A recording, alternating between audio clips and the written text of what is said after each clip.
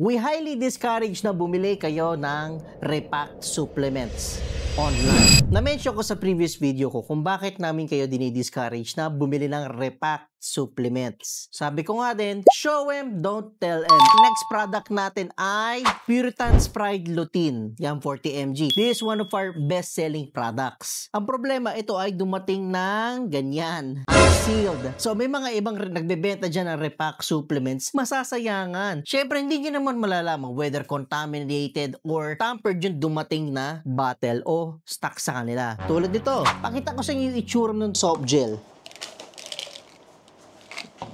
Ayan.